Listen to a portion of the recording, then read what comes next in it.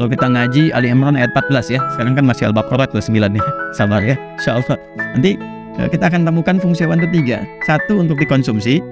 Memang dicipta buat dikonsumsi.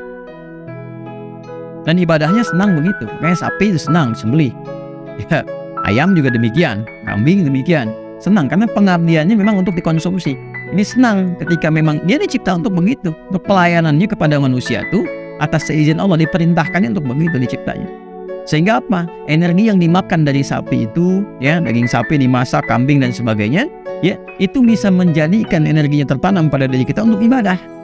Dipakai beraktivitas, dipakai untuk sholat, ngaji Quran, untuk kerja, ya, melahirkan hasil yang nyata, ada maslahat, itu manfaatnya. Makanya motongnya dengan nama Allah, Bismillah ya Allahu Akbar. Karena dia dicipta oleh Allah untuk itu, kita pun minta izin motongnya sama Allah. Kan? Itu makanya ketika memotong dengan nama Allah itu, maka fungsinya ya dapat diterapkan dalam kehidupan nyata fungsinya. Itu cara berpikirnya demikian konfigurasinya. Ya, nah, ini fungsi konsumtif yang pertama. Yang kedua ada tunggangan. Ya, kuda misalnya kan, dan sebagainya. Ya, tunggangan. Jadi yang konsumsi ada tunggangan atau pekerjaan. Ya kan yang ditunggang itu untuk pekerjaan, untuk aktivitas, ada yang untuk membajak dan sebagainya. Ya kan? Ini yang kedua itu. Yang ketiga apa? Ya, zina, untuk keindahan, hiasan. Ya, diciptakan memang untuk tampil indah aja. Ya, merak misalnya. Ya apa Anda mau tunggangin merak nggak ada kerjaan? Ya, merak juga bukan untuk dikonsumsi ya. Aduh, saya ingin lapar ya. Hari ini saya pengen makan dendeng merak misalnya. Ya. Dan orang akan sepakat, orang pasti marah gitu. Ya kan apa? Secara fitrah dia menyadari merak diciptakan dengan keindahan, bulunya berputar dan sebagainya. Gitu? Untuk apa? Itu jadi hiasan. Ya, jadi hiasan. Jadi ada apa yang fungsinya ketika diciptakan? Jadi hiasan saja. Ya. Dan seterusnya. Ini gambarannya teman-teman sekalian nih. Ya. Jadi dari sini pandai-pandai kita menempatkan kata Allah wallazi khalaqal lakum. Nah, ini ada yang jadi fungsi hidup untuk kalian nih. Fungsi berkehidupan. Jadi silahkan nanti, ya, Anda yang ingin misalnya menggunakan ini untuk bertahan hidup, butuh makan, ya kan? Nanti diatur caranya, cara mencari bagaimana, ya, tidak ujuk-ujuk ada sapi nih karena Allah telah menetapkan untukku, ambil sembarangan sembelih. Tidak begitu, diatur. Jangan Anda katakan datang ke pekarangan orang, peternakan, sembelih, ambil sapinya satu, ya, asal ambil aja. Tidak, ada petunjuk, ini kan punya Tuhan, bukan punya Anda. Iya benar punya Tuhan, tapi Tuhan mengatur bagaimana penggunaan ini secara benar, ya kan? Jangan Anda juga masuk ke pekarangan orang, mangganya sudah matang Anda masuk ke situ. Ini kan punya Tuhan, tanahnya punya Tuhan, bukan punya Anda yang ciptakan Tuhan. Betul bang, ya betul kak. Memang yang punya Tuhan, yang ciptakan Tuhan, tapi Tuhan menugaskan saya untuk merawat, mengatur, ya, dan sehingga dengan aturan itu tertib keseluruhannya. Maka dibuatlah kemudian satu hukum oleh Allah di Quran surah kedua misalnya ayat 168. Ya ayyuhan nas, wahai semua manusia, kulu mimma fil ardi. Nih maknya pakai min. Min, ma. Tuh.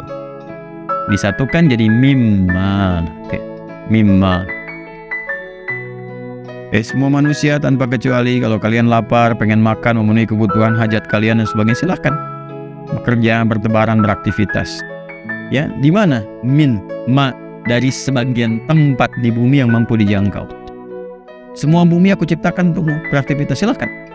Ya, kamu yang tinggal di Bekasi cari peluang. Nggak dapat Bekasi, kota, keluar kabupaten. Nggak dapat misalnya, ayo cari lagi. Depok misalnya, ya, nggak nyebrang dikit. Mana lagi? Karawang balik lagi gitu kan, terus ke Bandung, Cimahi, ya, Cipas, Cimahi, Mahi itu pas kan Cipas. Ya, nggak ada terus ke Cikaso, nggak ada Cikaso, terbang ke Chicago, ya, balik ke Singaparna, ya, mampir ke Singapura, silakan. Ya, sebagian yang bisa dijangkau. Untuk apa? Hulu. Tapi caranya bagaimana? Halalan thayyibah. Ada aturannya, ada legalnya. Nggak semua orang bisa berkata pengen ini langsung dilakukan, tidak.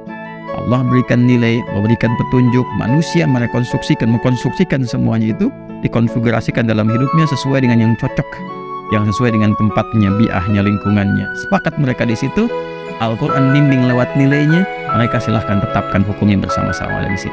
Yang disepakati, maka muncul aturan-aturan. Singkatnya, yang di bumi itu lakum untuk hidupmu. Kan? Yang kedua, lam di sini karena diawali dengan fungsi tauhid ini, ya kan? Juga nggak akan lepas dari fungsi ibadah. Walladzi khalaqa lakum, khalaqa, aku ciptakan dengan sempurna dengan fungsinya. Tapi ingat, kata huwa di sini mengikat nilai-nilai tauhid. Tuh, Allah. Jadi hidup itu bukan untuk, maaf ya, tidur bangun makan tidur lagi, tidur bangun makan tidur lagi, bangun makan tidur nggak bangun-bangun. Ya, nggak seperti itu hidup itu. Kan cuman kayak nyamuknya nyedot, kumpul, mati, ya nggak begitu. Ya, maka apa yang harus kita lakukan? Energi yang didapatkan dari konsumsi tadi yang ada di bumi itu yang kita kreasikan. Jadi sumber-sumber energi, maka lam di sini menunjukkan aspek ibadah. Ibadah. Tauhidullah. Itu yang dimaksud Quran surah ke-51 ayat 56. Wa ma khalaqtu ke khalaq lagi. Kalau yang ini ke alamnya, yang ini nanti ke manusianya. Ke sini.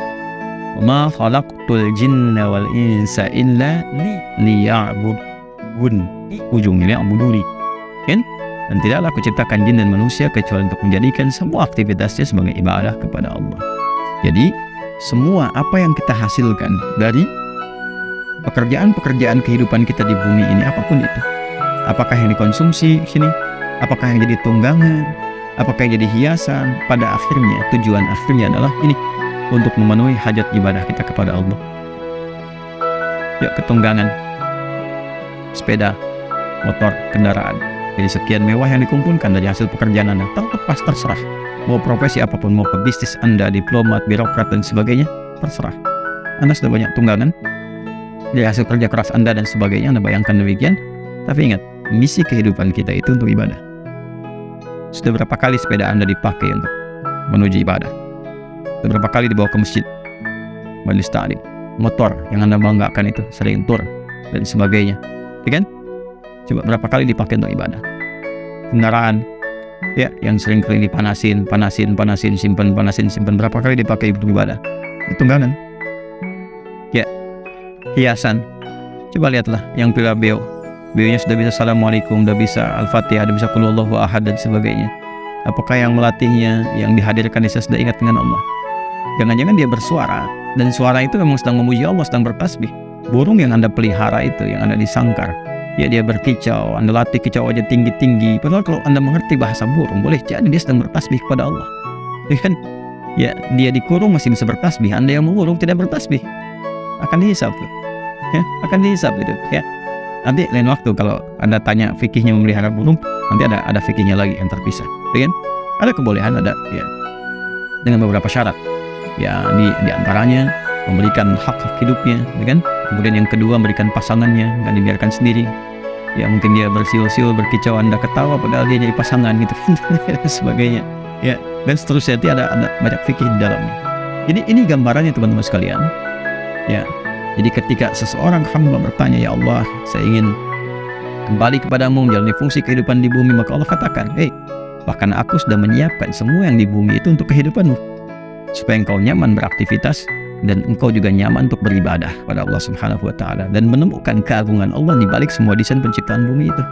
Jadi kalau kita membawa sifat tauhid ini melekat pada jiwa kita, apapun tindakan yang didasari dengan nilai tauhid ini, dampaknya ke hati pasti tenang dan rasanya indah. Ini setiap kita berinteraksi dengan sesuatu nggak lepas dari syukur kita kepada Allah. Dapat sepeda, ya alhamdulillah ya Allah. Oh, kan, kau anugerahkan ini supaya aku bisa optimal menyembahmu. Jadi semuanya syukur. Ya, dan kita mensyukuri apa yang ada. Ya, bukan tamak mendapatkan apa yang nggak ada. Ya, karena aspeknya kan ini fungsional sifatnya. Nanti akan ditafsir di ayat-ayat lain. Ya, misalnya di Ar-Rahman, kan yang suka Ar-Rahman seringkali ngaji Ar-Rahman. Di ayat 10 coba. Ya, sampai 11, 12 dan seterusnya. Wal arda wada'aha lil anam. Ya, dan semua yang ada di bumi itu telah aku tetapkan, kata Allah, aku jadikan lil anam, untuk semuanya itu untuk manusia, untuk kehidupan. Ya, fiha faqihatu wan nakhlu dzatul akmal. Di dalamnya ada buah-buahan, ya, ada kurma dan seterusnya, ada macam-macam. Ya, ada biji-bijian yang tumbuh. Itu Allah minta riset itu. Jadi kalau disebutkan contoh di Quran, di riset deh teman-teman. Bukan cuma dihafalin gitu. Kenapa sih harus kurma yang disebutkan, nggak duren? Kan? Riset dulu gitu. Coba di riset. Ya, kenapa mesti anggur, nggak salak, ya kan? Riset dulu. Bukan berarti salak tidak ada keutamaannya banyak keutamaan. Nanti ada ayat umum, ada ayat khusus. Nah, ketika disebutkan yang khusus berarti ada pesan tersembunyi di dalamnya yang harus digali. Itulah fungsinya ngaji tafsir. Semakin dalam itu namanya takwil, kan? Nah, itu makanya kalau orang ngaji tafsirnya itu benar gitu kan dan sabar, pasti cerdas karena semua aspek itu bisa diriset. Orang dulu kok ngaji tafsir, masya Allah bisa menemukan penemuan A, penemuan B, ada yang sampai ke atom, ada yang sampai ke aspek astronomi, ya, kemudian matematika, bahkan ke aerodinamika dan sebagainya. Itulah ya pengembangan dari fungsi-fungsi yang Allah tetapkan kepada diri kita.